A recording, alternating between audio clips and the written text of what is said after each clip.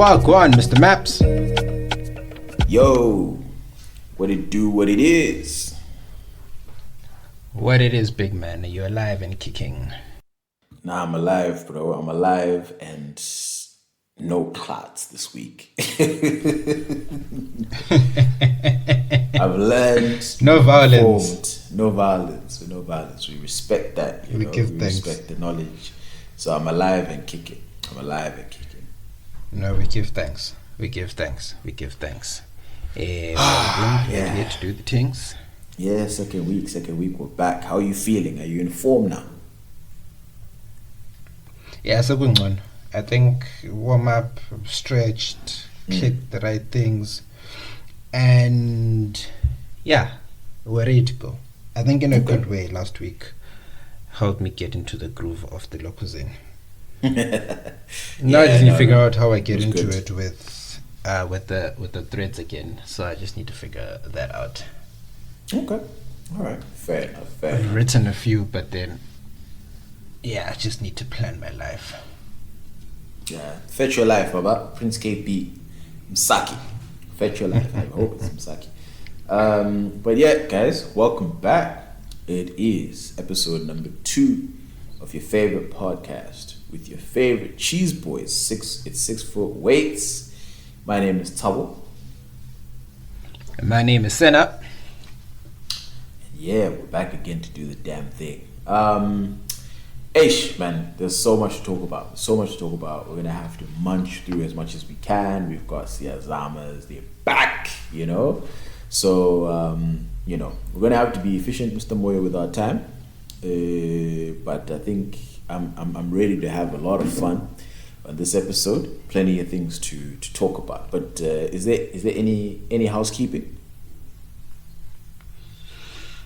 No, nothing from my side. I don't have anything on my end. Nothing on my end. Can you see my screen? No, Zoom is as well. Right. I'm tired of Zoom, actually. It's a long thing, bro. The one thing I just get is the calls. Someone will just put a call and say, "Hey, quick meeting." Now I have to jump on it. Like, guys, just do your jobs. Make sure things are right. Everything's doing the right thing. We don't have to jump onto a chat every 2 minutes. But anyways, that's my Teams and Zoom work rant. Teams and Zoom. The worst. But on the flip side, I'll take that over driving to the office every day. That's true. That is true.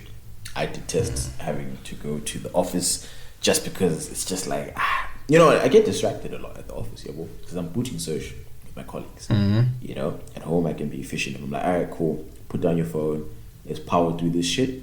I'll power through this shit, Whereas in the office, there's just so many distractions. One, I'll be talking to someone, or someone wants to talk to me. And it's just like, okay, let me get up and get coffee, At least I don't smoke, because then that would be another thing. Yeah. Let me go have a smoke, So it's just a lot of shit that goes on in the office. That's just really... Smokers always seem like they're going through a lot, bruh. They always look like they're having a State of the Union address. If you look outside at smokers, they always look like it's having a State of the Union. But discuss the economy, the economic 5-year economic plan. They're taking puffs of their cigarettes and they just, even the way they exhale. Is serious, Now, what always kills me, ultimately, is the way in which they take so much company time to go and have just 2 seconds, man. Bro, I think in a day, those guys probably take off an hour off work. Yeah, absolutely. 10-minute smoke breaks. We get like 3 emails a year. It's usually about 2 to 3 emails a year. Okay, guys, please remember that smoke breaks and toilet breaks should be about 30 minutes across the whole day. And it's just like, because smokers are just come on, like 15 minutes, and then you have 4 ciggies over 15 minutes each. Easy. Yeah. Especially they go in pairs, isn't it? Rarely ever go by themselves. They go in pairs. Yeah, and you about. So they go there, they chill outside for a little bit, chill, nyana, puff, come back 10 minutes. All right, sharp. But 10 minutes later, they're out again. If any of our listeners are avid smokers, I'm curious how much company time you waste in a week, and you know, how does it make you feel when the rest of us are struggling? Are you proud? Are you happy that the rest of us are out here, you know, slaving away, taking appropriate lunch? Because I can't just go. Yeah, because I can't just go chill outside and be on my phone for like 10 minutes without. It's not my lunch break. I just decided, let me step out. Because even going to the Shanks is like, again, you go, you take care of your business, you take a piss, you wash your hands, you come, you know what I mean? Like, you can't waste time in the bathroom.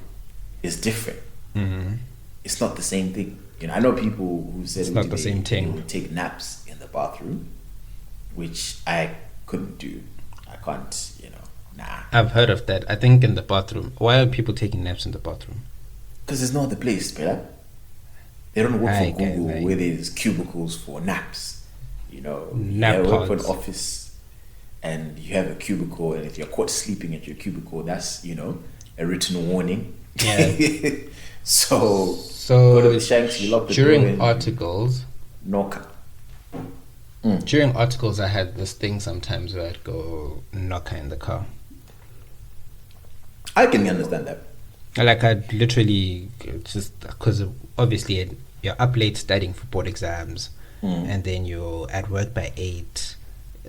You might even squeeze in gym, evening cook, ulale, wake up, repeat it again. Yeah, that was a very dark time in my life. Anyways, and then lunchtime, you're just tired, exhausted. So I just go recline the seat and then chill for a little bit. I did it like 3 times over the course of my entire articles, not like 3 times a week.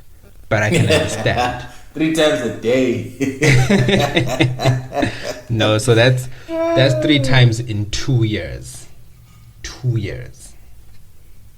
If my car had e-window tint, then I would definitely do that. But the problem is double tint. So, you know, imagine being in the basement and then, you know, your boss maybe forgot something in the car and there's Zumude knocked out. You know, you would just be like, I mean, I'm going to bro. So you now have to answer for your crimes in the boardroom. But if it's your lunchtime, true. But if it's your lunchtime, surely you can do whatever you want with it, right? You can go to the shops, you can go wherever. So if they see you crashing in your car at lunch, then you come back better. Shouldn't be a problem. Fair enough. But anyway, Mr. Moore, we need to get into today's topics. Like I said initially, we got a lot of shit to get into.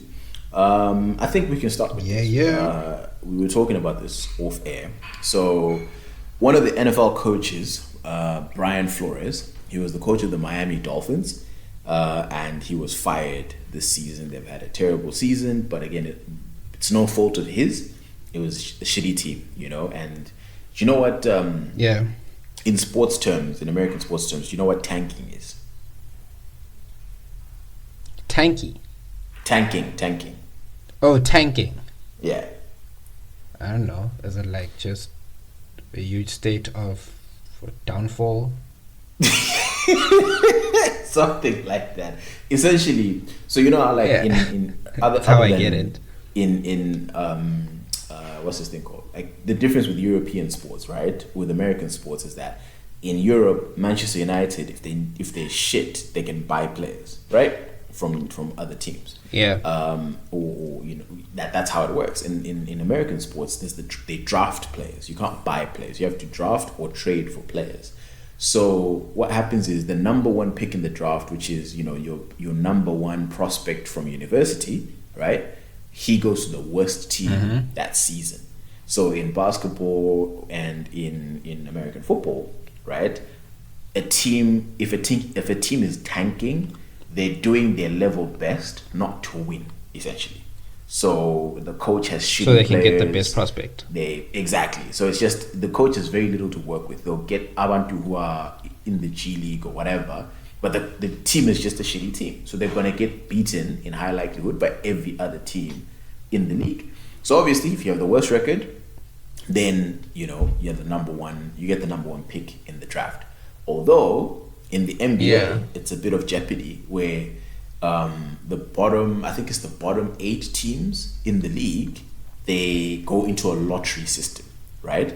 So the worst overall team in the league just gets the most lottery balls, right? Like the most lottery tickets, and it's like a raffle at the end of the day. Okay. So what will happen is then there's the NBA draft lottery, where those 8 teams, so the worst team, let's say, will get like 50 tickets, and then second worst will get like, I don't know, 30 or 40, whatever. But you get what I mean, right?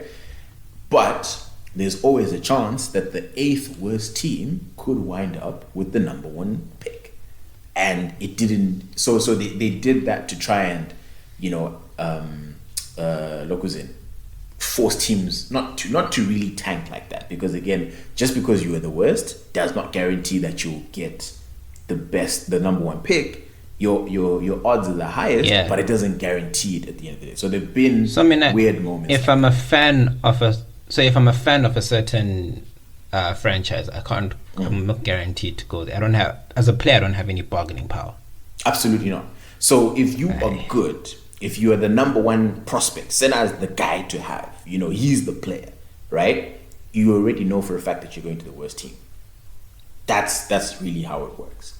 There have been some players in history who've been able to say, I want to go to this team, but again, it's very, very rare and very particular circumstance. But in general, if you're the number one pick, you're going to the worst team because they pick first. So they have the pick of the litter to say, okay, in terms of our needs, we really, really need a big man. So they pick that guy, right?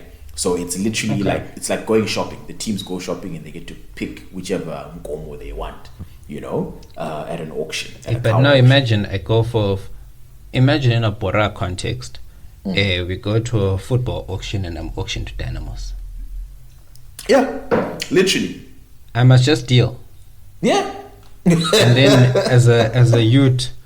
as a youth who grew up in Mbare supporting Dynamos, you get scouted and drafted by Boso, you must just be okay with it. You must come and dance. You must be part of the black and white, dog. That's literally exactly how it would work. If you're the best player and they want you, you can't refuse. But also again, there's all these financial incentives at the end of the day. You'll be the highest paid rookie and all this other shit that you get with being the number one pick. So it's not all terrible. It's not like all rookies get equal pay, right? So there's just a scale of the higher end of the rookie scale versus the bottom end of the rookie scale. Anyway, whatever. So the Dolphins were tanking because again they were just in dead space and they wanted to rebuild and they needed new players, and that's how you rebuild a team in the NFL. Obviously, you're gonna have a shitty record, and Brian Flores got fired, which is unfair because again the team was never, they were never meant to win. He was set up from the start. So now the issue is he's suing the NFL because he's saying that their hiring systems are racist, and what he essentially cited was a situation where his name is Brian Flores, right? And he was interviewing for the New York Giants job, and his interview. Let's use this. Today is Tuesday, right? His interview is slated for Friday, right? Interview is slated for Friday. He then gets a text from another coach who coaches another club, who texted him by mistake because another Brian, not Brian Flores, but another Brian who is white, had actually got the job. So this coach here on the left texts Brian Flores, the black coach, by mistake and says, hey, congratulations on getting the job with the New York Giants. So now Brian Flores is confused that, hey, what do you mean? My interview's on what? It was on Friday. Yeah, well. And then he goes, oh shit, I thought I was texting the white Brian. My bad. And then, that's the first bit of evidence as well. So obviously, and again, to add a bit more context, in the NFL, they have a rule called the Rooney Rule. And by the Rooney Rule, any team in the NFL that is looking to hire a coach, right, for whatever reason, if they're looking to hire a new coach, they have to interview at least one black candidate. They just have to. So anyway, all of this to say that, the Rooney Rule essentially has just become a token type of thing. It was put in to help give black coaches more opportunities in the NFL. Again, more context. The NFL Yeah. players wise is 70% black, right? But at the moment, there's Yeah. only one coach out of 32, one head coach out of 32. The rest are white. Only one is black. In a league that is 72% black. So again, a lot of problems there. I mean, he also in his lawsuit he said that the Dolphins offered him money to lose games on purpose. They offered him $100,000 per game to lose games, but he didn't agree. But anyway, that's a completely separate side story. But the whole kind of energy behind me bringing this up was just how I don't. What would you say in terms of like trying to, if you're looking at the NFL, they come to you like, Senna, we want you to consult on this project. How can we give more black coaches opportunities? And not just make it a token thing where because apparently these NFL interviews can last like 5 to 9 hours. So imagine you are thinking it's an opportunity of a lifetime. You as Senna, you put in the work. And you're thinking this is my one opportunity. Gandhi, Tom already has the job. They're just doing this to satisfy, the Rooney Rule. So what would you do to actively give black coaches, a fighting opportunity to at least have, let's have at least out of the 31 coaches or 32 coaches, 10 to 12 have them be black, something like that. Unfortunately. And that's my immediate thought when you told me this was, this is something that happens across all spheres of life, sadly. I'll give you an easy example. A lot of people probably experience this, where you apply for a job, you attend an interview, don't call us, we'll call you, and then you never get the call. But then you check, position has been filled by someone else, right? Yeah. Or someone in the company. That's because a lot of companies, organizations, they're even required to by legislation, and I know listed companies also have to do this in terms of rules or government regulations, whatever. I'm not too sure exactly what the law says. But I know a lot of companies are required to interview black candidates, especially in South Africa. You're required to interview black candidates. You're required to interview previously disadvantaged people, so including women, people with disabilities. You're meant to prove that you've cast your net wide. Yeah. And a lot of companies do that just to tick off that box. Like they've already found whoever it is they want to fill that role. And then they take you on this path of interviews where you're really just a token person there so that they can tick off the box. What happened? It was unsuccessful, and that's how it goes, right? A lot of these law firms in South Africa, a lot of these accounting firms in South Africa, you'll find that it's still mostly white, but then they'll interview a lot of black candidates just because they want to say, I know we tried, but it didn't work. Interviewed 20 black people. And that's why South African legislature goes beyond just interviews, right? It says, okay, affirmative action. You have to employ a person of color. You have to employ a person who are previously disadvantaged. Right? That's why they hate BEE so much, because it's like, you're prioritizing white people, you're prioritizing black people over white people, blah blah blah, and so forth, right? So there's a lot of that in society in general. When it comes to sport, like it did now with the NFL and even the Premier League, right? The only difference is that there's just more people watching. Yes, there's more cameras, there's more journalists writing about it. It's out in the open, it's in public. You literally see, when you look at the Premier League, the diversity in the Premier League management. I mean, you look now, I can't think of a black coach, can you? It's just Vieira. I don't think there's... Vieira. Yeah. And he literally started this season. Before that, it was the Wolves coach. And in the preseason, people had him to be one of the first coaches to be fired because they projected to be fired. To be a shit team. What is he coaching? What was that? Crystal Palace. Palace. You know, they were saying, Coaching Palace, and before that it was he'll be the first to go. Yeah, before that the other guy was Nuno Espirito Santos at Wolves. He didn't last long at Tottenham. He was gone. Nah. Even the Tottenham gig, there was a setup. Bro, my man's are set up to fail. Yeah. But this is all to say, when it comes to sport, it's just more apparent and there's more eyes, there's more people looking. But it's a problem that manifests itself across all walks of life, right? So from managerial jobs, CEO gigs, at times even black on black, right? Toluguti, you want to apply for a job and they've already picked out the person that they want. They're promoting internally and they just have to go through the interview process. The problem with interviews themselves is they give you hope and they almost feel like you're at that line. You just need to get this right and you're across it. Problem becomes if it's a very futile exercise that's just to tick off a box, then people have wasted your time, and I think it's very cruel. I think it's inhumane. With regards to your guy here, what's happened is it's gotten out Uguti they had already selected a person 3 days before his actual interview, which is unfortunately in this scenario it's what actually happens across other sports, right? Generally football clubs, for example, would never interview many people for a managerial role. They'll always be like, we want him, we'll get him. Whether they've got already a list of favorites.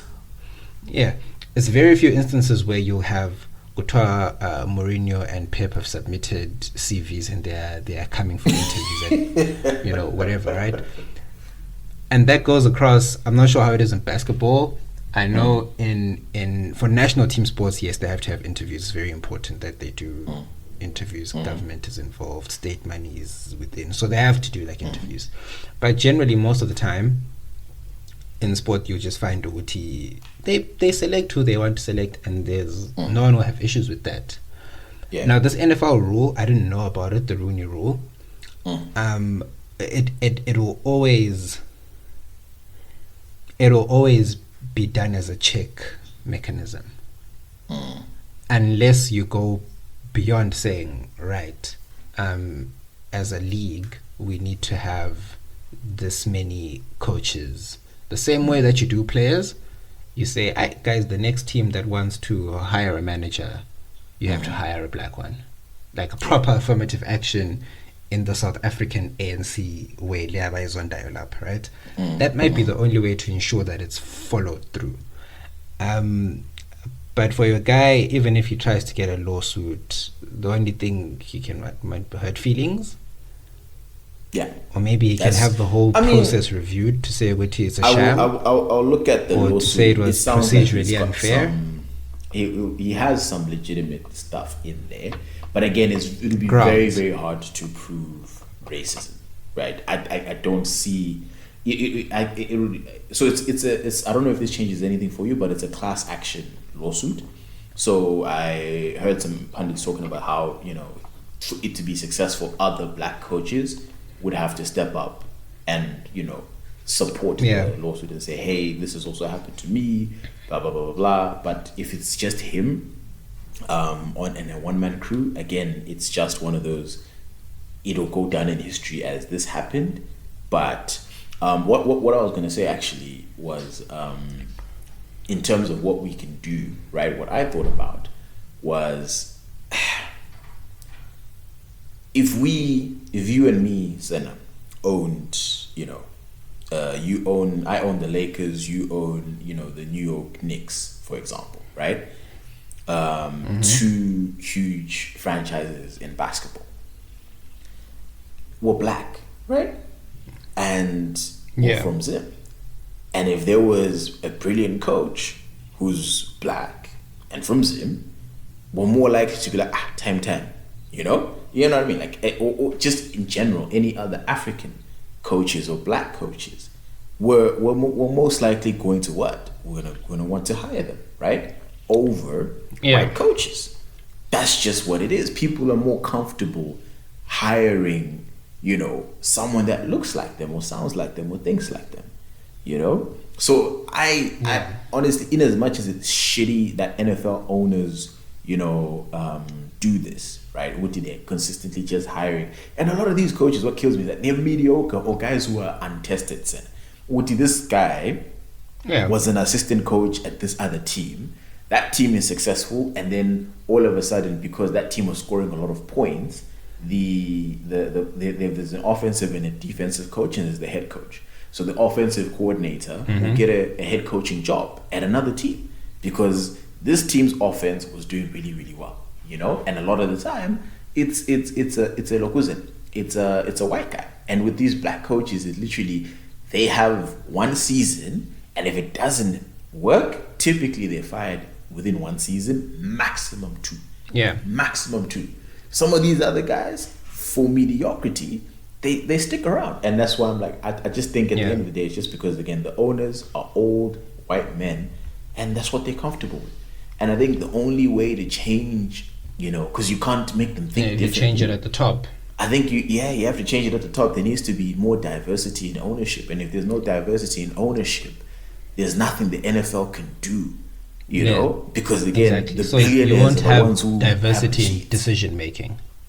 Yeah, it has to be at the top. Like so the ones who just want to hire white guys, it's fine. They just want to hire white guys. It just means that there needs to be franchises. Out of the 32, you need to get more diversity. Substitute a couple of the white guys up there. And I think it would be the same thing if you're talking about, law firms in South Africa. They're typically what? They were typically white owned, right? The big ones, the big ones that everyone wants to work for. I'm pretty sure the board of directors is all white guys, maybe one token black guy, right? But then if you now get a board of directors that's just like 90% black, and then there's a token white guy, which would accurately reflect what South Africa really is, then it's different. Then all of a sudden, the centers of the world are being called for interviews left, right, and center. And they're feeling good. You know what? If I didn't make it into this firm, it's because I wasn't good enough. You know what I mean? It's not a failure. I had no chance. So I think, honestly, without changing it right at the top, because we're not going to change anybody, especially an old, rich white guy. There's no way. Yeah, 100%. A made man. There's no way you're changing their mentality. You're not going to change that. Nah, fam. They're not going to change. You have to replace. That's the only way. Yeah, that's the only way. So maybe you put a stipulation that in order for teams to play in the NFL, because I know the huge incentive in South African construction industry is in order to get a government tender to build roads, your company needs to be something percent black. So maybe you do that and say, look, as an NFL, in order to join this league, your company needs to, or your franchise needs to have a certain percentage, maybe 20% black ownership, or 20% black people at board or executive level, even if ownership is still, by the white guy. Ultimately, you impose that requirement, then you start to see changes further down, right? Because it's a sport that's still about, 90%, 80% black guys playing? It's 70% black guys playing, but then here's the problem. Right? If you go with the government example, government has authority. They have power to make those decisions. The NFL commissioner and the guys running the NFL, right? They work for the NFL owners. Yeah, well, so at the end of the day, if the owners are like, yeah, then it's dead. So they can't put in any. All they can do is like, all right, guys, just one or two black guys. You know what I mean? But other than that, they really have no power. The owners will be like, I want to hire who I want to hire. Because like I said, these are billionaires. These are made. This is America's 1%. And trying to tell them and now to get them is a nightmare. It's difficult. Yeah, I mean, we see it in football all the time. Like, you're telling me at this moment in time, Frank Lampard, Ole Gunnar Solskjaer, Mikel Arteta, those three, easiest example of you just get the gig because, I mean, these are the three biggest teams, one of the three biggest teams in the world, right? And we're talking the Solskjaer and Lampard one, in particular, even Arteta actually. You're gonna get that gig off the back of he worked with Pep for a little bit as an assistant, so Yeah. now he's a messiah. Solskjaer, he's a club legend. He scored many goals. Okay, fine. The other one, he's also a club legend. He coached a bit in Derby. Give him the job. If that's a black coach, that doesn't happen. Sol Campbell went on talking about how he struggled to get a job managing the PL for I think 10 years after he retired, until he just gave up on trying to get a coaching gig in the PL, because ultimately you're just not interviewed, you're not considered. Kunzim. Yeah, and you know, the other thing that just you reminded me again, the NBA is much further along than the NFL in terms of black coaches, right? But even with them, if you're looking at ownership, there's only one franchise owned by a black man in the NBA, and it's the Charlotte Hornets, and that is Michael Jordan, who owns the Charlotte Hornets. You know, and look at how much it took to get a black owner in the NBA, which I'm pretty sure is like 85% black, right? If not 90. For a black owner to step into that, it had to be the greatest player ever. Yeah, like of all time. You know? Of all time. That's how much a black man had to work to be the owner of a team. Yeah, you know, can't just be. It's not going to be who's Bani who runs a hedge fund elsewhere. Yeah, because I mean, these owners have made a shit ton of money. Yes, right, but like literally, for a black guy to be a coach, even you have to be an Henri. You know, you have to be someone who you were the absolute cream of the crop. But then if someone like who's your kind of average black player in the Premier League, who look in this black Leicester defender, the Grimon, Morgan. I forget what his first name is. Yeah, I think it's Wes Morgan. If he wanted to, Wes Morgan. What's his name? Wes Morgan, I think. Yeah, Wes. Yeah, Wes. If he wanted to be a coach in the Prem, I'd be shocked if he got a job. Like out of nowhere, he's managing, a team that's not Leicester even. The guys were managing Watford. I'd be like, oh, really? Yeah. I'd be pleasantly surprised.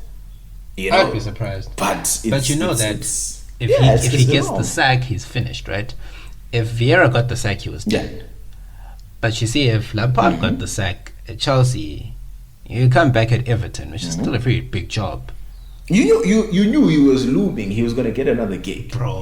Like it's you just know. Yeah. You just know. But I mean, again, Lampard was an absolute great player. So it's like, okay, fine. I can live with the legends getting jobs regardless of race. I can live with that, right? But my thing is, member, out of nowhere, barely any coaching pedigree. Then it's like, all right, cool. The Rooneys of the world, the Gerrards, I get it. Like that, okay, listen, they were top class, so I can live with that. But, again, if you compare it to the NFL, it's literally them, like, picture some random player who plays for Middlesbrough. Yeah. Those are the caliber of owners that get jobs in the NFL. Head coaching out. We're like, where the fuck did this nigga come from? Like, wow, But before we move on to the next thing, if you're an employer or you intend to be an employer one day, I know a lot of people listen to this podcast.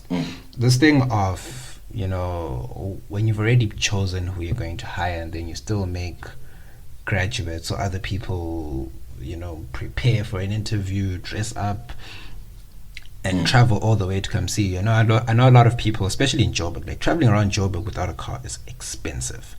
Like, you can be. I remember the one time I had to take a taxi from my uncle's place in Kempton Park to F4ways. Dude, that was a 2-hour trip. Yeah, it was a 2-hour trip. Literally, taxi from Endlini to Kempton Park Central, from Kempton Park Central to Norton Town, and then another taxi from North to 4ways.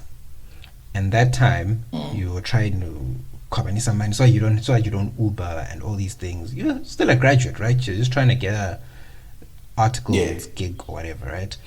Now, that's a lot of money that comes out. A lot of money is a lot of time, And I was privileged in the fact that, I could always ask my parents and they could send me transport money and I'd be fine. Like, I wouldn't struggle. Yeah. And if I got messed up, I could ask a relative to pick me up, take me there, whatever. But some people don't have that opportunity or that advantage. And so when you're just token advertising and token interviewing, there's a lot of time and effort that comes into that. I know I've heard stories of SA graduates who borrow shoes, like just to go for an interview, or a suit, like angla suit and then you go, Ganti, the position's already been filled. So that stuff to me is incredibly distasteful. Absolutely. I hope your man wins. It's unlikely. I don't get hopeful for this type of shit, bro. It's very no. I hope so too. I hope for the best, but local. We've seen it in many, shapes and forms in the past, and anyway, keep you guys updated if there's a positive update. But yeah, I was gonna move into something else that was kind of heavy as well, which is on that philosophical side of things. But let's just insert a little bit of fuckery, just to cleanse the palate a little bit as we go on. Remember, I talked about we're gonna touch on the church thing actually, so I don't know if we're gonna get to the other deep shit, but we'll see how things go. So how did this look? Is it? Oh yeah. So I sent this clip in the group. If I still have it, I'll ask Linda to add it, or add it myself. This was a story that Saul on the Mac G podcast was telling about yebo. Oh no, I just told people to wait to listen to the story. So I didn't screen record that. Never mind. It's long. But anyway, so Saul tells this story about a sexcapade that he had, a sneaky lick, and essentially what he described, I'm trying to remember the story, but low key. So anyway, he met this chick. Fast forward, they go to his place, and they start making out. They're about to get into it, the sex things and whatever, and girl says, okay, that's Valama getting it. So, and then again, for context, he says in this apartment building, it's on the 20th floor, which is pretty high up. Yeah. Right? Assuming there's no other buildings surrounding you, there's no real need for you to close the curtains. Right? Only the birds will see you. It's way up in the air. Nobody... only the birds and God himself will see you. That's it, right? So anyway, she goes, "Hi, brah, let's close the curtains." He goes, "Okay, cool." So they close the curtains. And then he's thinking, "Okay, cool, let's get it on." She goes, "Hi, brah, let's get under the blankets." And then she's like, "Oh, before they even get under the blankets, this is the center special." She then whoppers it clear. and at this point, so for anyone who doesn't understand Ndebele, clear is a head wrap. So she wraps up the hair, make sure, weave is intact, everything's good. And then, they're about to get into it, and she's like, "Let's get under the covers." And I'm thinking, guys, the other bit of context, they were smashing in the middle of the day. So it's hot as fuck, bro. It's summertime in South Africa. We're looking at 30 to 35 degrees. And again, if you're on the 20th floor, you're getting a lot of sunshine. So I know it's hot as fuck. And not too many buildings are fitted with ACs, like, in countries in the West. It's like, hey, it is what it is, right? There's very few AC units that are just out here chilling where you can cool down the room. So anyway, under the covers, and, what, am I missing any other details that I forgot? But I've forgotten as well. Anyway, he described the girl as a yebo baba. That was his description of the hand. A yebo, your traditionalist, kind of submissive, that kind of thing at the end of the day, which was, to me, very, very interesting, because there are girls like that who exist, who are, kneel down, serve your man food, that type of thing. But Mr. Moyo, are you a fan of yebo babas? Nah. Like, have a personality. Like, bring something. Like, I don't know. If you want a freak nyan. No, not a freak nyana, but like, hey, yebo baba would just creep me out, dog. Like, it would creep me out. Like, I feel like this is probably the cheese boy in me coming out, but an overly respectful. I would not do them. Like, okay, you seem like you're not here for a good time. You're here to just hlonipa. So you want an Adam that's trying to get slutted out? No, not even like that, right? But like also just be you, right? Have like personality. Have personality both in terms of conversation. So you think Yobo Babas don't have flavor? I don't think they'll challenge me in any way in a, how can I put it? Challenge? Are we fighting? No, we're not fighting. I don't mean challenge in like a literal sense, Tabo, like Puma Silwe. But I mean like have things that you like, you know? Because I think there'll be a tendency with the Yebo Baba where it's literally just your needs and wants all the time. Like I also enjoy serving, I also enjoy pleasing, I also enjoy stepping out of my comfort zone. Sniper position. Very funny. But I also enjoy stepping out of my comfort zone to enjoy how another person enjoys their life, obviously within what I'm comfortable with. But it's cool for someone to have that personality, and that can be exciting. Now the problem is if you just have a Yebo Baba, I want to go watch Bora. Yebo Baba, what are we doing this weekend? Angaz Baba, or whatever funayo Baba. You know, like if I know Guti this weekend, Mina Lohakso, we just want to go watch the game, and every weekend is you saying Yebo Baba. There should be a weekend where you're also like, Maichi, I want to go to a wine farm and chill and look pretty and whatever. You know. So you want a hand who's going to Shanyela you just a little bit? Not Shanyela, but just have your own like thing. Intimately and you don't outside want of the your hand just to have a little bit of what percent crazy do you want your hand to have ideally? Crazy. Tapa, I think you're trying to lure me to that crazy Shanyo freak chat. I'm not there. No. You know what? Yeah. I know someone. I know a girl who has said niggas love crazy hands. They love when you have a bit of crazy in you. You have to show, as a hun, you have to show a nigga that you're crazy. Because niggas love that shit. Okay, I don't think, but they love that shit. Okay, I don't think I react well to crazy then. Not full on, is it? Yeah, just like I'm pissing out. No, then it's fine. Maybe 20%. Yeah, like have some, like I said, have some character, have some excitement, something like that. Because ultimately, and this is where I feel like the Yoruba thing comes from. It's come from patriarchy and all these things where the man is the one who's meant to be pleased, and then you must provide, and then you must be perfect, and all these things. I feel like that's a lot of pressure. Like, at least. But Senna, don't you think, back in this is as recent as like our fathers' days, and our grandfathers' days. Shit must have been lit, dog. Hey, let's say grandfathers. No, fathers is, I think it's that generation was the way it was now starting to change in Bijan. But like grandfathers starting to fall in love. That age, Lapana way it was peak Yebo hours, bro. Like, babs, whenever you want them, dog. Whenever you want them. Nigga, you can cook him like Christian Bizarre. Let's go. She's like, Yebo.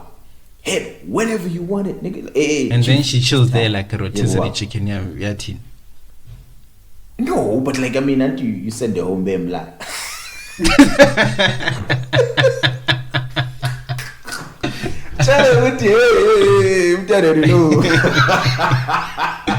No, man. No, like I'm telling you, Mina, my child would be just, it's good for two people in a relationship to have personality. Because if one person is serving the other, it's not fun. It's not fun for the servant. It's not fun for the one being served. Speak for yourself, man. Because I can understand. You don't think you'd get bored? Like every day, it's your absolutely wife bringing you food. Absolutely, you get bored. Don't peg her like a single. Why do you think our grandpallies had like all these illegitimate kids? right? Because I'm sure it gets boring. I'm sure this shit gets boring. You're like, ha, bro, she listens to every goddamn thing that I say. You know? Yeah. Let me find some crazy hand out here who's trying to, papella me and give me stress. You know what I mean? Like, it's just one of those things where, like, I think, honestly, and again, I think there is a level of truth to it that every guy does want a chick with some level of crazy in it. Someone, not to go cool. You know what I mean? No, I have friends where where, every time you see them, it's like, ha, dog, are you okay? It's like, we don't want that. That's not what we're saying. But at the same time, yeah. Every guy also, I think, also wants a certain, to a certain extent, a girl who will look after him, right? But at the same time, every girl also does. So, what percent submissive would you want? Yeah, you see, about submissive is difficult because what are we? What does it even mean to be submissive? Like someone. Okay, fine. To put it easy, what percent yebo baba and what percent Hlanya do you want? You know what? Let's make 10% yebo baba, or maybe 20. 10%. Okay, 20 to make up for the odd. Nah, I'm gonna need 65% yebo baba. 65%. 65%. Wait, so then let's say because I think we need to put a measure on this thing, right? What is a yebo baba? I'll say yebo baba, and let's not measure it in a broader sense. Let's measure it with one example, and which is probably the most basic form of human requirement, right? Which is cooking. Okay. Right. Yes. You would want your wife to cook for you 65% of the time. Absolutely, because she's an amazing cook.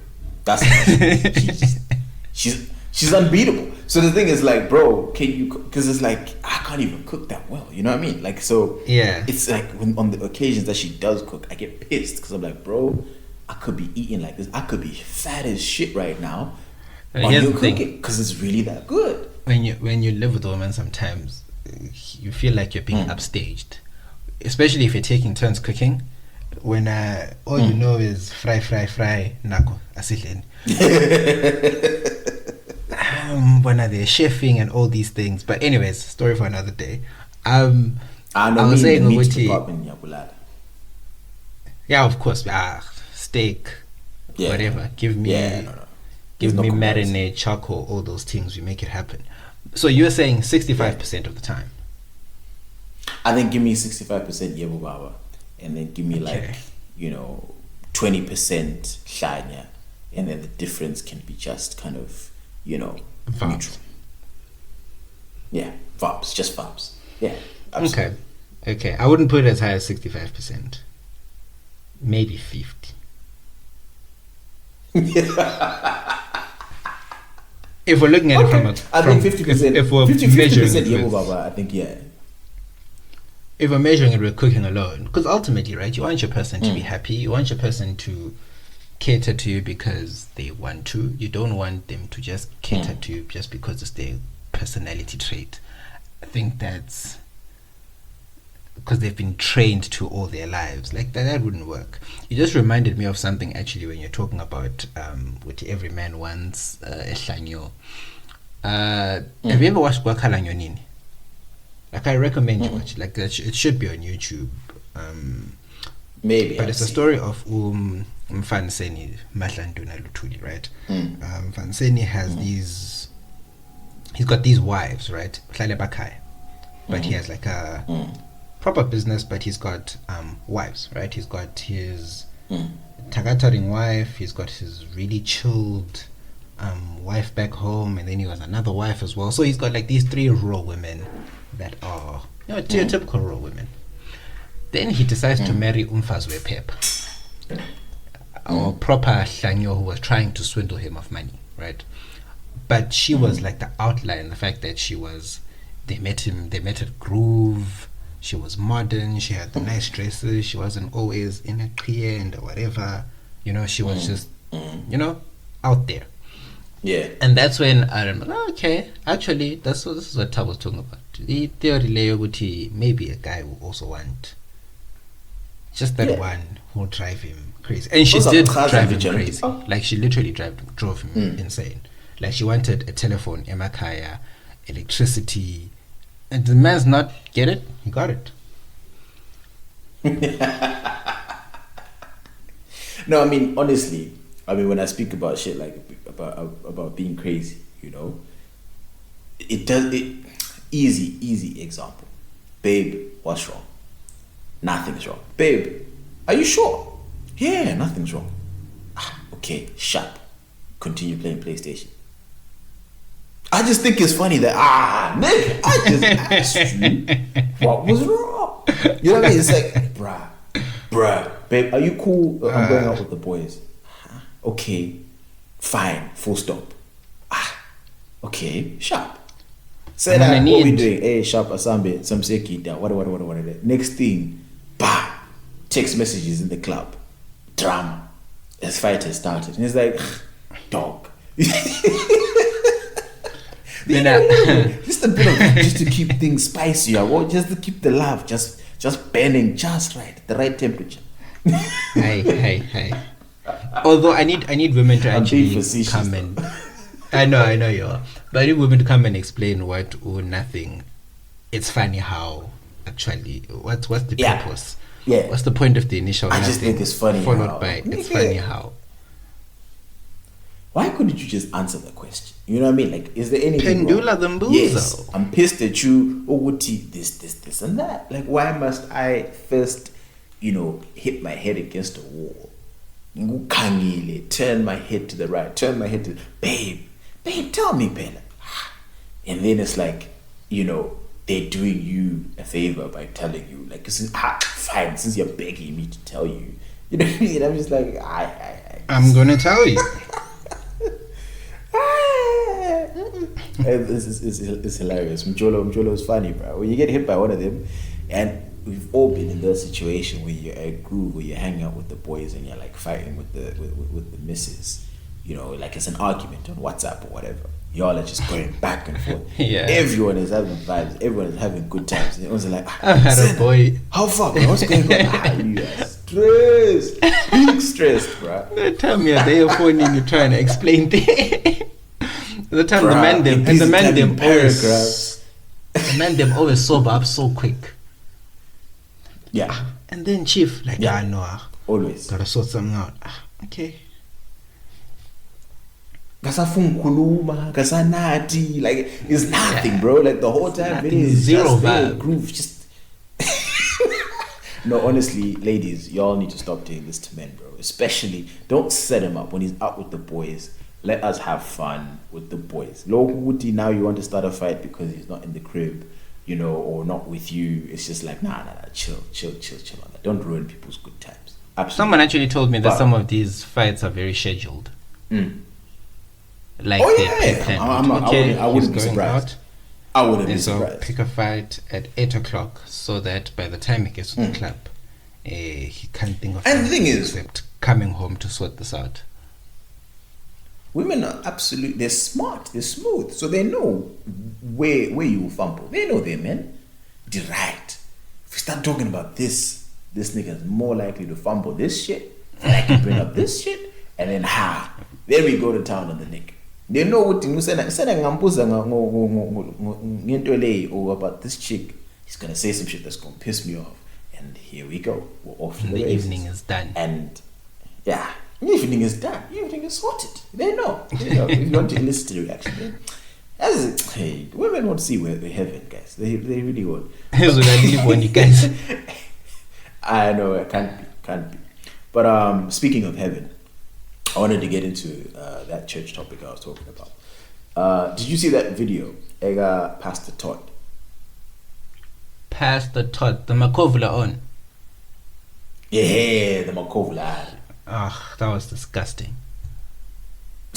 That was so disgusting, bro. And like, so quick context for anyone that missed this. Luckily missed this. There's a pastor. I think it is Pastor Todd.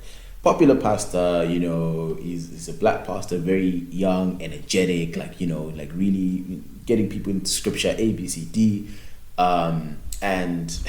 Someone called him a Mickey Mouse pastor, but anyway, I'll leave that alone. So he was speaking about the parable that we've all heard in the Bible, the story of when Jesus, used his spit, wiped it on a guy's eyes, and the man could see. He was a blind man.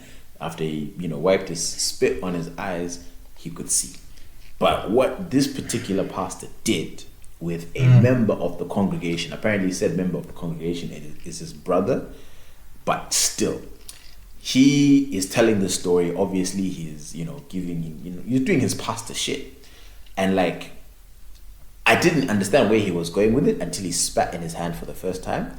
And it wasn't even the normal, just like, you know what I mean? Like, it wasn't just like, no. The Adam that you pull from your nose. With phlegm. Yes, the one with phlegm. I won't even, like, it was disgusting. So he did that first. And then I'm just like, what is going on here? And then he keeps talking. Maybe like a minute later, pulls another Adam with phlegm. Spits it into his hand. And then boom, boom, boom, he, says his message and then pastes it onto his brother's eyes.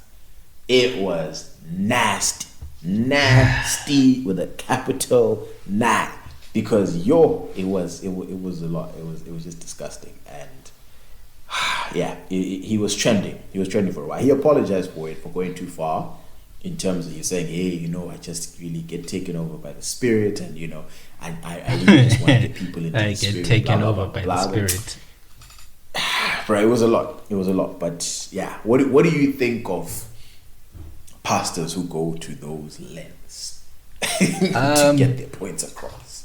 It made me think of so many stories of pastors who've just done like weird things, right? So I'm not sure if you remember the story in South Africa where there's a pastor who made people eat grass some years back. Yeah. I knew that. There was a grass one. Then there was the doom one. The pastor would spray doom, like the insect killer, on people's faces. What the fuck?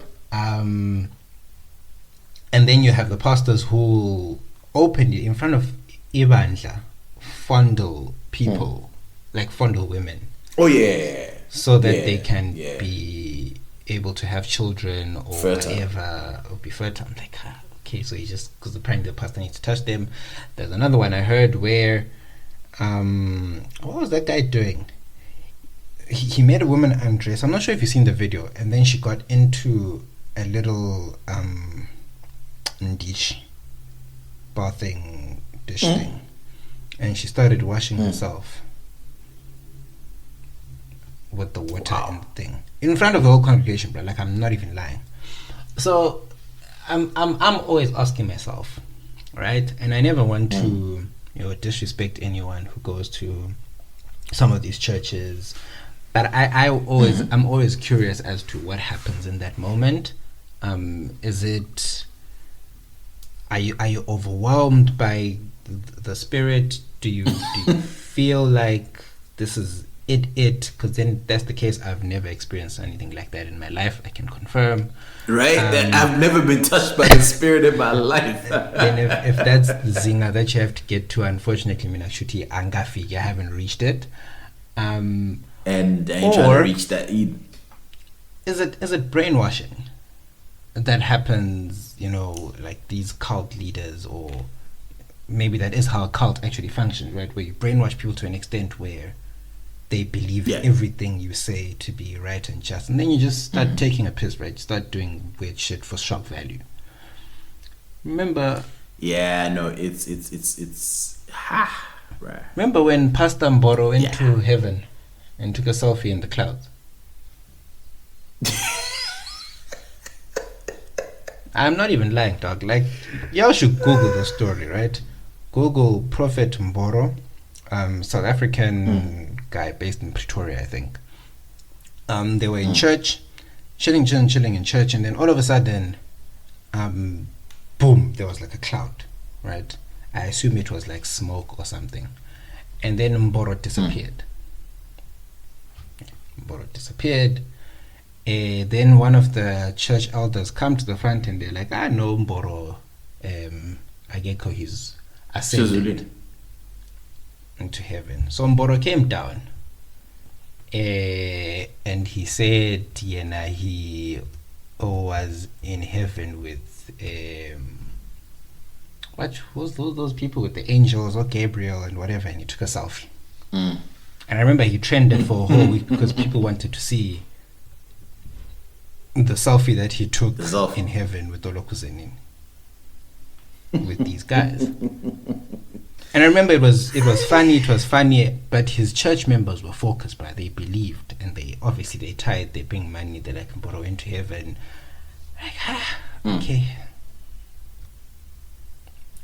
Whatever. Singakuthini.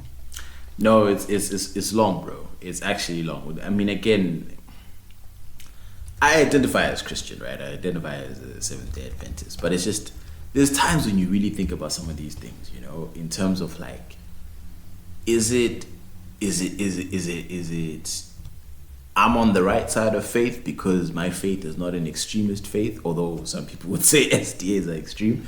But like, you know what I mean? Like you think about it, okay, the things that we do seem relatively normal by standards. Is that the right way? Or these extremists, are they the right? You know, like is it like there's so many things that go on in my mind, and like just about, you know, this would be a 1 hour conversation. We don't have to go too deep into this, but like just kind of like how when we're talking about, you know, the Bible itself, you know, like the Bible has certain verses and stuff like there's a lot that's highlighted in the Bible, right? There's certain verses that you just know. Someone says a certain verse, you're like, oh, I know where you're going with this, right?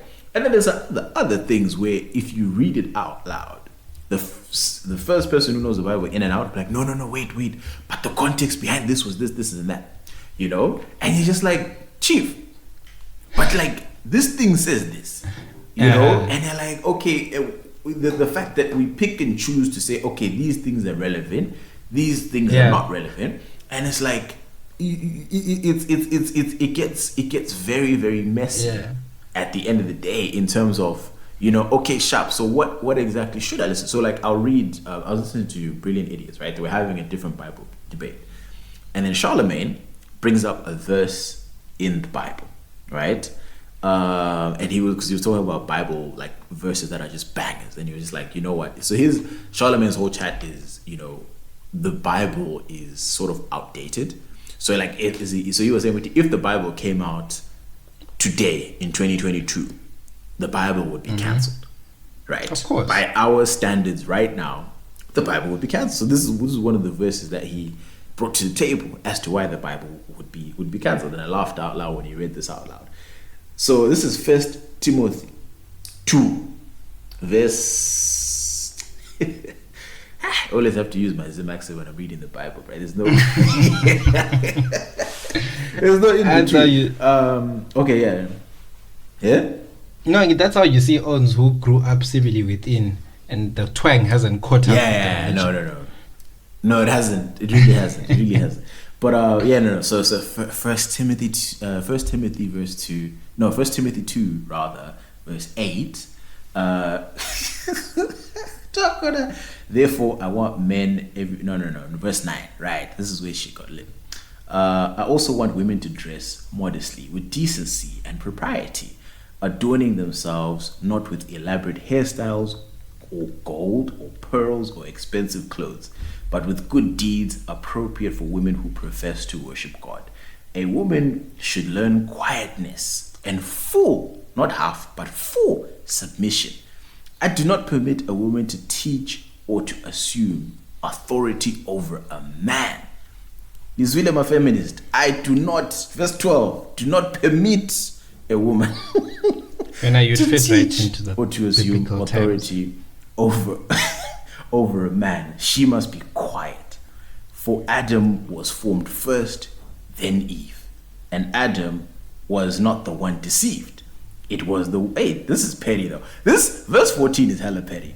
This was written by a man. And Adam was written by a man. Right. Oh no, definitely. Oh yeah, definitely. This was definitely written by a man. And Adam was not the one deceived. It was a woman who was deceived and became a sinner. But women will be saved through, and get this, will be saved through childbearing if they continue in faith, love, holiness, and propriety. That's a lot, bro. And then someone obviously, I'm sure, please add us and let me know. I don't know the full context behind this, right? It's just it's a verse in the Bible, right? To let me know. Please add us, let us know and be like, okay, no, this is the context. Bani was writing about this, and third. And that's when it becomes... Again, it's, yeah. I was like, that's when the spirit of discernment becomes very, very important, right? So that you can pick out what is necessary for you to live your life. And that's how when these guys will say, send me money now so I can buy a private jet, you must have that discernment to say, okay, la passes shala.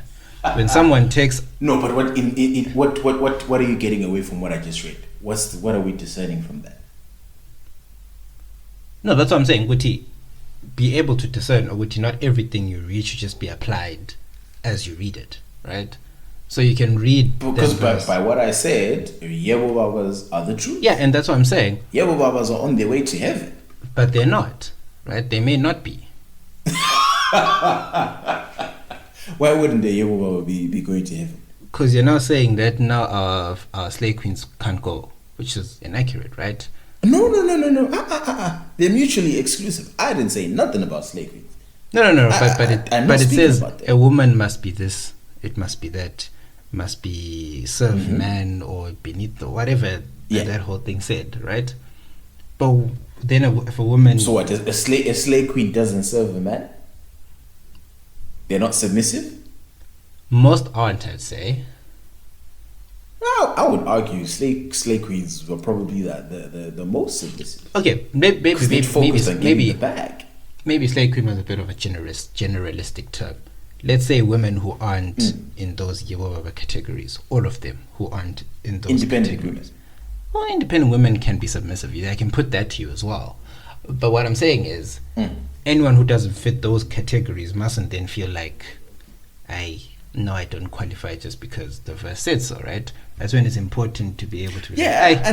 But all I was talking about the people who do. So I'm not... So again, don't take it as just because you don't fit, you're not going. That's not necessarily the case, right? So there's no need to argue that. But I'm just saying, on the surface, so is this saying Yebo Babas are going Zulu? Yeah. They'll go according to that verse. They'll go. They tick the boxes, right? And that's what I'm saying. It's very important to be able to discern. Okay, but really, for real, what do I take out of this? The Church of 6 is becoming Yebo Baba. If you want to go to heaven. Tabo, may I distance myself from this? When you said... No, but for real, making sure to know it's just you. It's definitely not me. But like, to circle back to what we're actually talking about, right? Uguti, if you just take some of these things word for word and subject to someone else's interpretation, that's how you end up with a makovla on your face, literally, just because someone said, look, Tabo, uti, Jesus spat on whoever, and then he put his saliva on his eye, and now. Lawe, come here, come la, how, like it. Nah, I feel you, and I agree. But anyway, moving right along. Oh yeah, before we move on, you should check out. Prophet Madungwe. Nope, never heard of it. You should go check out Prophet Madungwe. I'll plug you a clip by him. Is the guy who went and he said he defeated Satan. Anyway, all right, yeah, I'll go and I'll look him up. Remember, I sent you that TikTok where the guy was talking about the whole speech you get when you sit on the exit aisles in a plane, and they tell you, listen, if shit goes left and I'm incapacitated, you're gonna have to open the door and A, B, C, D. I know you say yes, right? You just say yes because hey, that's your seat and you've got leg room and A, B, C, D. But do you actually, do you think the majority, you specifically, and do you think the majority of passengers are actually taking that oath seriously? No. What would you do in that situation? Like if shit really did go left? Yo, bruh, I don't even know, to be honest. Like, the problem is, you're usually so focused on saving your own life in those moments, I imagine, to actively start to think about someone else becomes very hard. So you think you'd prioritize you first, and then Ogunye will see where it falls? Yeah, because if I die, there's no way I can help other people, right? It stands to reason, Uguti, if, Okay. say for example, the plane is going down and we crash land in the ocean, right? And now I must now kick the door open, so that and make sure I let other people out. I'm not gonna stand there and then go to the back of the plane and carry everyone out. Ladies and gentlemen, there's a balancing exercise, right? So I'm happy I'll hold the door, I'll help you out, but leave. Are you the first one off the slide, or you're waiting for people to come out? No, I'm waiting for the most vulnerable to come out if I can, and if I can help, I will. But obviously, within reason. Like I can't just You're wait an until. honorable man, Senna. You think you dip? Man, I'm out. As soon as I open that door, and this But I will. Let's say, okay, fine. Let's say there's like a little. Honestly. Let's say there's a little picnic who's chilling at the back there. 5-year-old. At the back. Girl at the back of the plane. These exit doors are in the middle, right? Yeah, they're in the middle. So you're seat 15, and you're telling me the pick-me is by 30. Yeah. And he's struggling to get the seatbelt off. The plane's burning from the back. It is what it is. R.I.P. cutie. R.I.P. baby. R.I.P. I will bring a bouquet of flowers to your funeral. It was sad, but ain't no way I am going to like what? As soon as I bust open that door, so like there's a video. Yeah, I'm sure you've seen it. There was the crash landing recently. I think it was like in a South Asian country, and I don't know. It was like a very difficult landing, right? And thankfully, the pilots were able to get the plane on the ground, and all of the passengers were coming down the slide, and people taking videos of them coming down the slide. Had it been me in that situation, I would have been the first person out, fam. And even if I wasn't sitting in the middle, even if I was in row 30, best believe someone got stepped on. It's just. And you said the back is on fire? Nah. Yeah. It's survival. The story of the story of the Japanese man who survived the Titanic?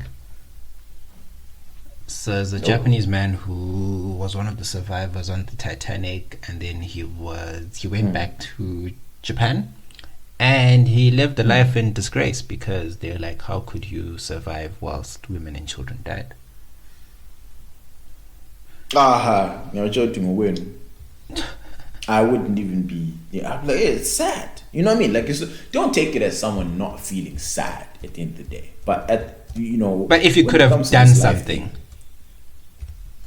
Yeah, listen, if someone is next to me, so if it's the same example, that little baby, right, is sitting next to me, right, or across from me, then that's different. I'm not swimming to the back of the plane, fighting through panicked passengers, and possibly endangering my own life, because I don't know what else is going to go wrong with the plane. You know what I mean? Yeah. Like, you don't have all the facts. You don't know if the plane is going to stop moving again. Right? Maybe what if the pilot is out cold, and imagine you're on snakes on a plane, and that plane lands going in your pilot. What? So we gonna move for that picnic? Yeah, are you going back?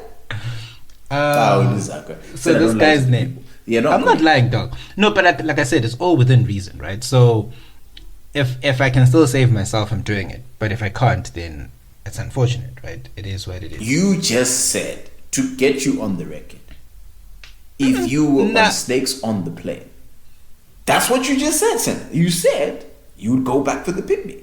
You'd Yeah, go back but for then the kid. it has to be within reason. It has to be which I can also still come out alive. There are venomous snakes in the cabin, Sen. What are you going back to do? If there's a chance I come out alive, you try, bruh. You know, in Snakes on a Plane, there is that scene with the Asian guy that goes Yeah. in and I think he rescues the white girl, puts her on Yeah. her back. Ngambahanga. He said, Tabo, you think you did. Guy, So don't allow Senna to here's lie to you. I'm not lying, but here's this guy's name. Hosono You're Hosono Masabumi was a Japanese civil servant. He was one of 6 Japanese survivors on the Titanic.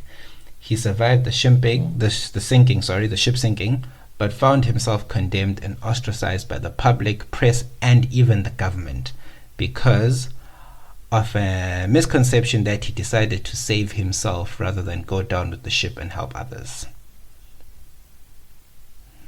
Yeah, and I think that's stupid. He should not be demonized for taking care of himself. Until he died, You know, before. that's that's messed up. I think that's definitely messed up on a national level. Lost his job, condemned personally, a coward. I wouldn't be faced. I'd move to America. They'd love him in America. They'd make a movie about him as a survivor. But on like the I said, Titanic. there has to be like within reason, right? So you can't just be all right. Deuces, I'm out without like even trying to help. Nah, if you can't, no, you can't. Like at the end of the day, listen. If that's your instinct, Yeah. and your instinct says save yourself, I would never blame anyone. If Wait. Hey, the ship went down, bro. Yeah, okay. Plane crashes, Tabo. You're sitting in the middle seat, the exit seat, right? Plane crash lands on water. They're like, sir, open the door and hold it so that other passengers can go out, right? Plane sinking at the same time, right? Are you telling me you're opening the door and just swimming for safety when it... Yeah. If it's peak, Aye. if it's peak, I'm out. Hey, listen, I would definitely help people if the plane is floating, right, on the water. Things are calm, and we've crash landed very nicely on the water. Yeah, absolutely. I wouldn't be in a rush to get into the water because I don't know what the fuck is in the water. So yeah, I'm gonna let some people slide down the slide, get on the raft because if there's sharks in the water, then it's peak. And if there's a 60% chance that you survive. 60% chance. Again, it really just depends, bro. It really depends. Wow. I mean, I personally, I'm always going to choose myself. And again, it's a message to anybody listening to this podcast: choose your motherfucking self, fam. Because you're not going to gain anything from being the hero. So now, also feel it, and we remember Senna as a hero. Is that what you want? That's what you want. I don't care if I'm remembered as a hero. I'm not interested in that shit. It's not even about being I'm remembered interested as a in hero, living. dog. So you must like try put yourself in the other person's shoes. Like, yo, if that was me, I'd wish someone came back for me. Yeah, I would. I genuinely, if I was struggling, maybe, I'd broken my leg and I couldn't move, something like that, right? Yeah.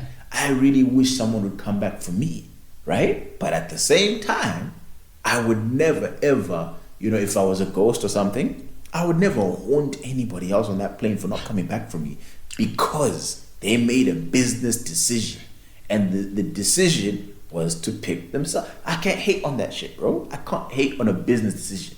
If you pick yourself, Senna says, nah, I'm picking myself. I can't hate on that. You can never blame someone for picking themselves and try to make them feel like they're selfish or something. Nah. If you listen to this, fam, pick yourself, make a business decision, prioritize yourself. This thing of dying for other people would embarrass you, dog. People will embarrass you. Who hurt you? Fit for someone who's not even going to remember you. Oh, wait. Imagine that. You die on the plane. And the next day, owners continued with his life. God is good. Blah blah blah blah blah. What? There's no way. No. Make a business decision. Choose yourself. Okay, I think choose yourself. If there's a backstory here, I need to hear it because you're so passionate about saving your own life.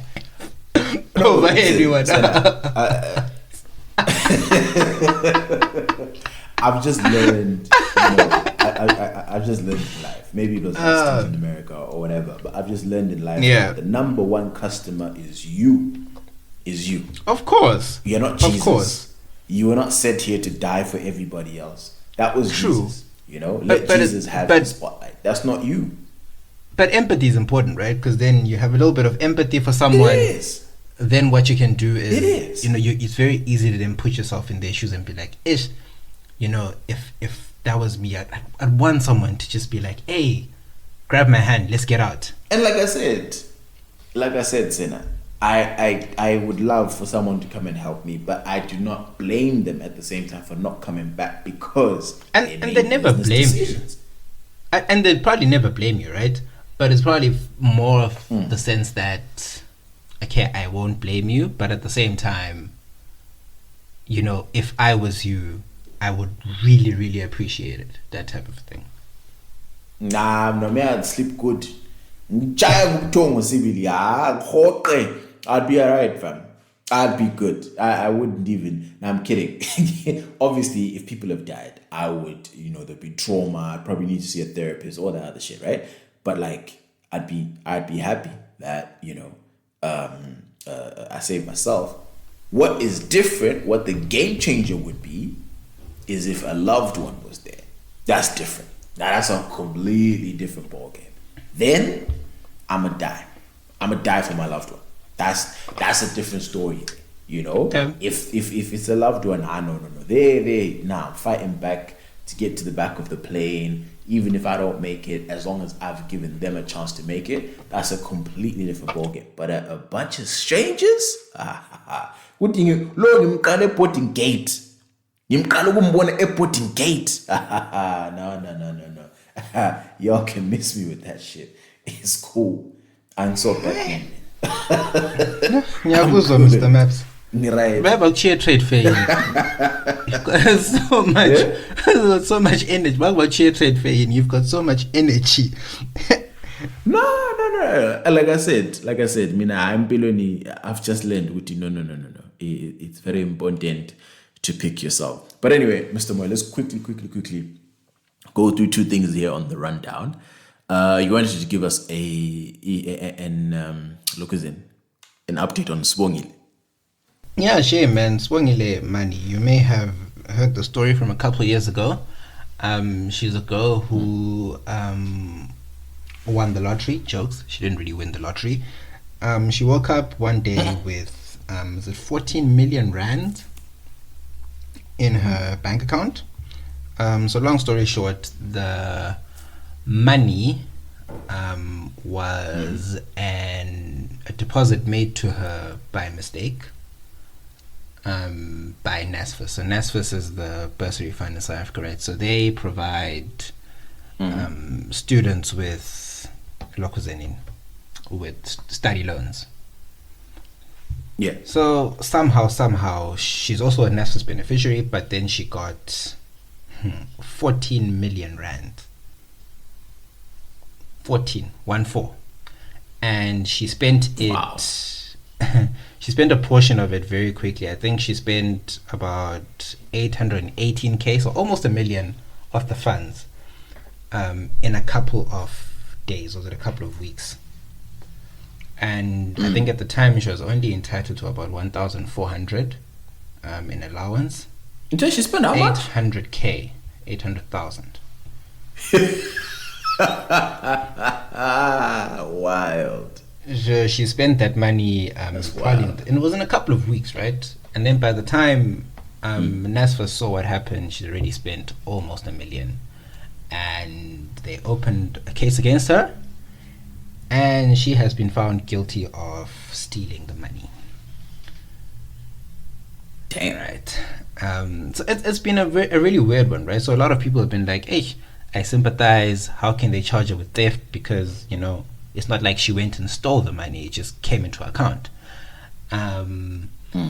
So a lot of people are on her side, like, come on, guys. But then a lot of people are like, actually, bro, you get such a huge sum of money in your account from NSFAS. What do you think is going to happen? Like, wagwan, like consequences. So she spent a lot of it, and yeah, Mr. Maps, what you take? You think it's a fair decision? You think it's harsh? You think it's unfair? I think it's harsh. I mean, fair, but also harsh. Fair in the sense that, you know, the law is the law, but in terms of, you know, it's harsh in the sense that you got convicted. That's where it's like, nah, that's kind of shitty. You know? Yeah, man, and you know, it wasn't her fuck up that led to all of this. I mean, umhlaba, we all live for money, right? We're all doing something to get money. Ultimately, our day jobs are so we can be paid by someone at the end of the month. She is unfortunately at a level where maybe she's probably getting 1.4. Never smelt that much money in her life. Boom. And she thought, hey, you know what, let me just do something, bring myself joy. And unfortunately, she got caught out. And yeah, man, I sympathize with her. I feel like you punish the people at NSFAS who made that error. And then if she's spent the money, you know, angas, charge it to losses. Yeah. Nah, I think your conviction is really harsh. Yeah. I think it's really harsh. Considering it's not like willful theft. But but hopefully we enjoy the 800,000. Hopefully, at least. Hopefully, you know, in 2 weeks. Some useful things. In 2 weeks. That's mad, bro. That's actually mad. But anyway, last one. Kurt Zuma. What happened? Bro, your boy. Former Chelsea defender. I'm joking. Current West Ham defender. For those who don't know Kurt Zuma, he's a football star, right? So he's a French football player playing in the Premier League at the moment in England. There's a video circulating. I saw it this morning. I still haven't seen it. Yeah, it's bad. It's bad. It's basically him drop kicking his cat like a football. Like literally, like you know how goalkeepers, like legit, and just across the room type of thing, and like it's Garras. Yeah, like it's Garras, exactly, like it's a rugby thing. So he kicks the cat, and then he chases it around. I'm searching for it now. He chases the cat around, and then he picks it up. He almost like threatens it. He slaps it across the face. It's not an easy watch, right? So the fallout has been hectic, right? So from animal lovers, they have just been like, get that man out of football, get him sacked, get him fired, you know, all these things. It stopped short of calling him the N-word at times, but he really fucked up. Like, we're not gonna lie, to fuck up, he fucked up. You can't do that. Like, that's animal cruelty at its highest level. Domestic pets require dignity and care, and he'll probably lose his cat. Will be taken away from him. He issued an apology, but I'm still looking at it now, but like the kick wasn't that bad. No, yours are making it seem like you hoofed the adder. Well, if you hoofed it, would have died. It's like a 20-second video, right? Yeah, it's like a 20-second video, right? Thereabout. I think the problem is... Okay, I'll wait for it to restart. It's a kick. No, guys. Tabo, it's a kick. No. It's still a kick. Kurt is a big man. Like, if he was really trying to fuck it up... Kanye, how much must he fuck it up for it to be a kick? The way you describe it, it's a difficult watch. Like, it's not... Again, it's not smart. It's not an easy watch. And I know why people are on his ass. Nah. Like, dude, do you understand me in my mind, yeah? I had a rugby player who was trying to do a drop kick to win the game. That's what I had in my mind. That was what I was imagining in my mind. But he literally kind of kicks it, but like, I don't know. Like, he chucks it up in the air. I mean, I think what's worse is the way the cat like slid. I think the way the cat slid across the kitchen, I think that's what is like, okay, yeah, you didn't need to kick it like that. But like, just don't do it. Again, I'm not justifying it. I'm not justifying it at all to be like, no, this is okay or whatever. But like, what do you? So do you scheme that this he should be like suspended the game or loses his job or like so, what do you think is the appropriate punishment? I think he should be fined. I think he should be fined and he should have his cat taken away from him. That's straightforward. Okay, yeah, I can say have the cat taken away. And have fine. the cat taken away because it's not obviously it's not in a safe home. What's the fine? No, and definitely fine for animal cruelty.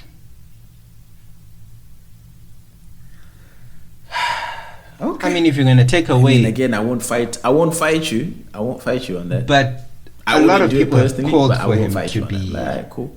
A lot of people have called for him to be fired, right? To lose isn't for West Ham to axe him. Yeah, to axe him, to sack him, terminate his contract, and axe him. Bruh, which is, come on. It might be a stretch. I think there is a bit of an overreaction in that part. It's a huge overreaction. But no, in terms of the kick, black people would be surprised because I'm sure you people do worse to your dogs at home. That's why it's like, Oh yeah, no, I've seen. Oh my god, what? I got mad at a helper one time, like big mad, bro, because she slapped my dog. He was being stupid, but still, bruh, she cocked like a slap, you know. And you know when the dog starts crying, I was like, whoa, nah, you know. I was pissed because like that was animal cruelty, you know.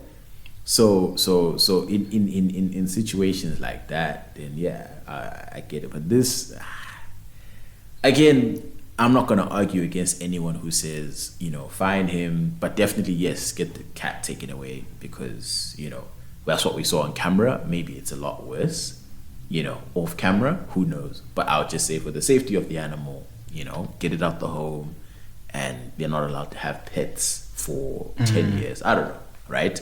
But I think that's a fair punishment. The fine, again, I'm neutral. If he wasn't fined or if he was fined, I'm good either way, you know. Yeah, and I think obviously there should be some punitive measure, and that for me is important. The other things like in terms of sacking and suspension from football. Nah, that's you know, it's not. I'm seeing on Twitter, and yeah, it's absolutely disgusting and disturbing footage. I hope he's prosecuted for animal cruelty. I know this. If you wanted white people to hate your ass, this one is it.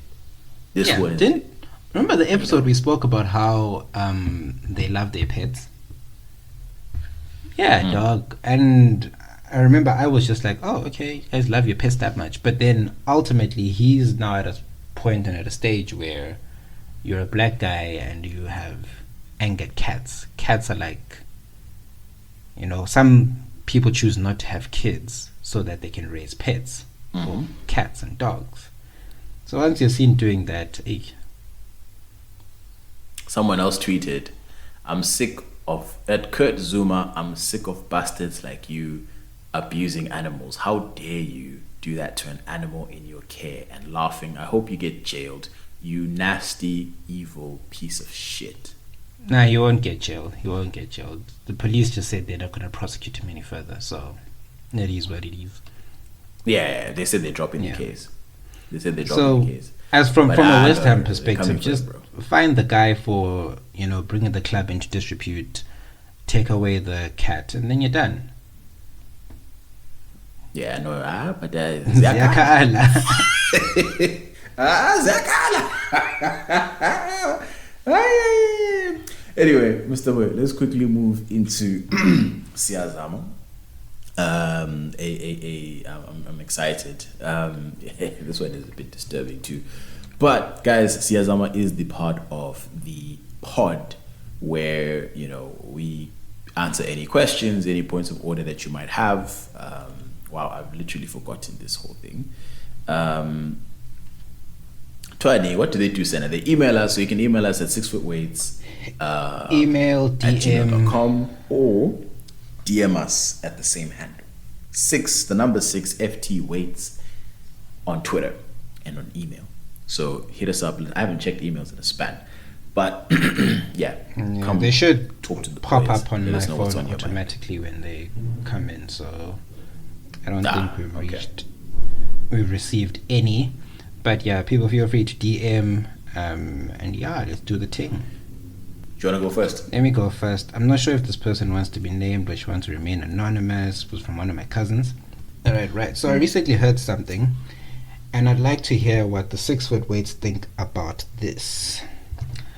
We're having a discussion about traditional customs and how problematic they are when it comes to things to do with breastfeeding and infant nutrition, right?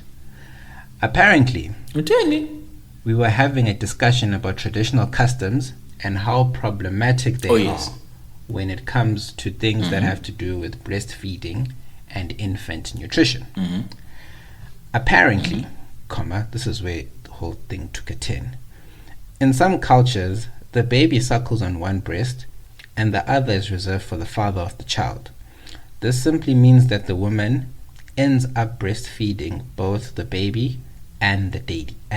Ooh, the daddy. The baby and the daddy. What?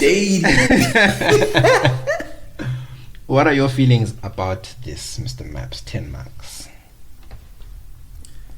So wait, if your missus was having a picnic, would you be out there also trying to taste that milk? I mean, personally, I don't think I'd be pressed. You know, maybe like I'd have a sip from the bottom. I'm curious. I don't know. But like, you know. But on a serious note, have you ever heard like of a culture that does that? No, I've never heard of that. And what? The other breast is reserved for the man? Yeah. I mean, I've heard breast milk is full of, you know, nutrition and janny. Do you think it's got whey? Nah, I think it's got Creo though. It's got creatine. I mean, pregnant women beware, sinners coming. Watch out, lock up you pregnant women. So what I wanted to actually, you've never heard of it. I've never heard of it. I don't know what the purpose of this is. If you guys know, then definitely add us. But dude, it just looks weird. Did she specify the culture? No, so I'm gonna look it up just now. It just looks weird. Like as a grown man. Yes. So I've heard of like apparently, you know, like if she hasn't breastfed for a certain amount of time, right? This maybe could be a day, this could be like 10 hours, I don't know, right? But whatever. But if she hasn't breastfed for a certain while, like the breast can become sore and you would physically need to suck the milk out. Not necessarily have to swallow it, but like, you know, I heard Charlemagne talking about that once, you know? So I was like, okay, cool, that kind of makes sense. You know, but you're doing it as a service to your wife. Hey, listen, she's in pain. Yeah. Oh yeah. So you were saying they were on a trip, and she forgot the pump. That's what happened. So then he had to physically suck the milk out of her. You know. So like I can understand. Like okay, cool. Yeah, listen, your wife is saying, hey, I'm in pain, dog, and the only other option is you know, you gotta suck it out. It's kind of like who was it? Oh, a friend of mine in high school. Oh my God, I was so grossed out by this. Yeah. But she was saying that as a baby, I think she said her dad, or I don't know, one of the parents, when she would have a flu because her nose would get so blocked up, they would suck the mucus out of her nose. Yeah. So because the baby couldn't. I'm not sure if the baby couldn't look was it. I'm not sure if he wants me to tell the story, but I feel like I should. I'll put him on blast. It's fine. It's fine. It's fine. Put him on blast. I'll say sorry afterwards. I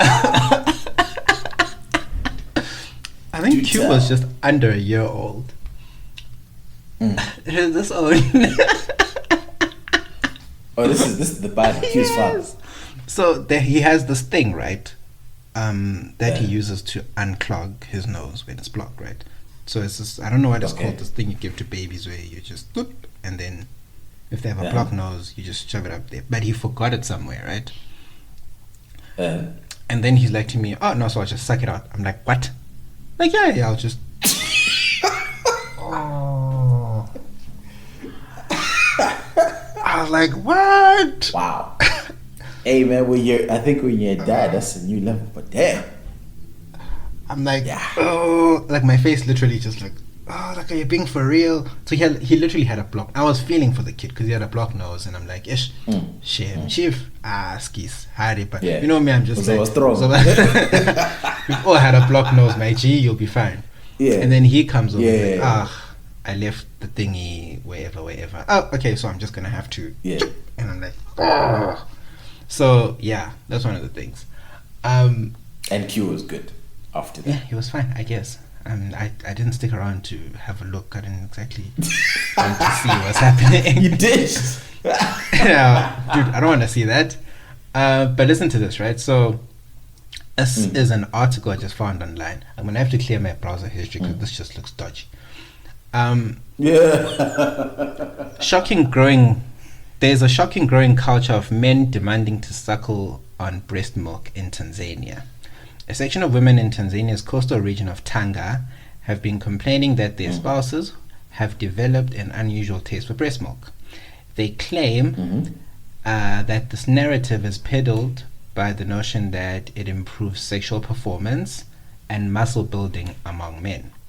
In response, the government in Tanzania has issued a stern warning against the practice, which has severely impacted the health of infant children, denying them much needed nutrients, leaving them with malnutrition. Apparently it's not uncommon, hey? In some areas of Uganda and parts of Kenya as well, they do it. So it looks like an East African phenomenon. There's a whole video of the any government East Africans, official. we know we have East Africans that listen to the podcast. Come and explain to us what the fuck's going on, bruh. Because I'm gonna need to send this to the people then. yeah. Okay. Okay, let's go to But the last anyways. one Yeah. before we get out of here. So this one is disturbing. Said individual has definitely asked for, to be kept anonymous. Claims that, because remember when I was talking about, when we were talking about the whole church thing and being horny and whatever, right? And that shit happening.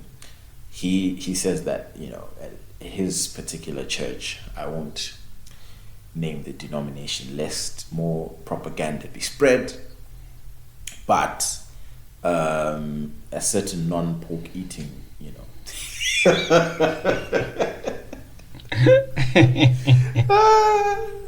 Anyway, man's was at church. It was winter. It was cold as hell. So that whole month, everyone who was coming to church was coming with blankets, like just a young, not a like a, the 2-in-1s that are like probably like a quarter of the size that actual 2-in-1s are.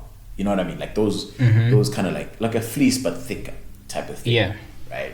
So a lot of people at church were bringing those with them because again, the women were primarily wearing like skirts and stuff like that. So they'll bring a blanket just to cover, the knees, say our pants, because it's cold, right? Yeah. So he was sitting next to this girl that he was messing around with, and apparently, shit started to go down under the blankets in church mid-sermon. What do you mean by shit started to go down? Mid-sermon, fam. As in she according to him, not obviously didn't go into his pants, but was kind of stroking his shit whilst it was in his pants. It's on 20. The blanket was covered. It's on 20. Guys, and sabi lutoni. Bruh. It's on 20. And I was like, bruh, first of all, don't jeopardize my heaven credibility by telling me this It's a story. No, I know.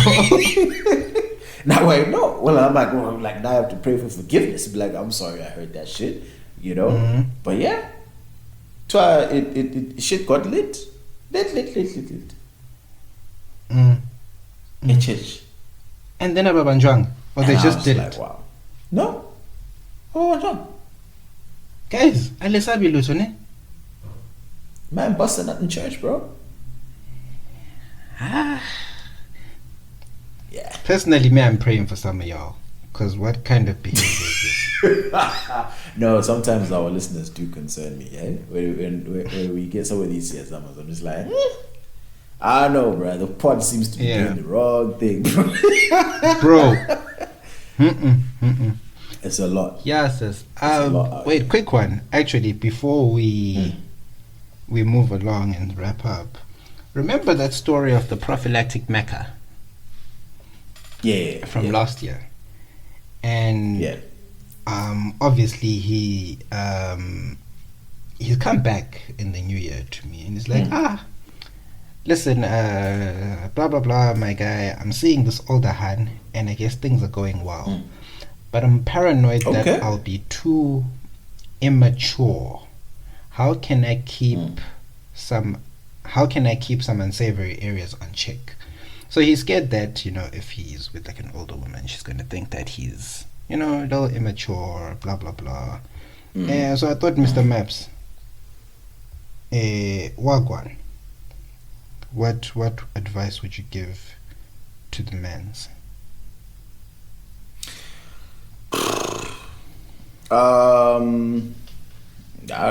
Just don't be never act like you're young.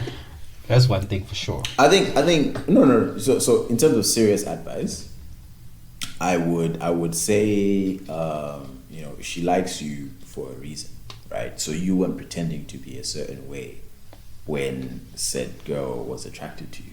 So I'd just say just continue being that, And don't make it like a thing. So don't make the age a thing. Yeah, nah. Like again, I'm sure she's aware. Like, okay, she's with a young guy, or whatever. So you just keep whatever you did attracted her, and just keep doing that. It's pretty simple. Yeah. Nice and easy. You must. I'm happy that the young man is out here, man, bagging milfs. Yes, that's what we want. From a prophylactic personally Mac. Oh wait, shit, Tabo, before we leave, guess what? The West Ham starting 11 is out for the games tonight. West Ham? Yeah. Oh, okay. Guess whose name is on the team sheet? Zuma's not there? Oh, Zuma's there? Starting 11. They're gonna throw tomatoes at that. Yeah, my guy. David Moyes says, cancel culture in Nangingen. I'm in the results business, bro. And that's true. It is what it is. You have to coach for your job. Otherwise, because it's odd, they've dropped a few games below West Ham. This Premier League bro, I need to tune you up, but being sports, these guys are being so fucking annoying. But anyway, Mr. Moy, I see Vale Lapo Lendaba. It was a good one. Again, over time, Sia Kolisa Lindo. But yeah. I think we've done the things that needed to be done. And obviously, as the listeners, as you know, like the ting, subscribe to the ting, retweet the ting. And if you don't, we're inclined to believe you are a hater. Mr. Moore. Laters.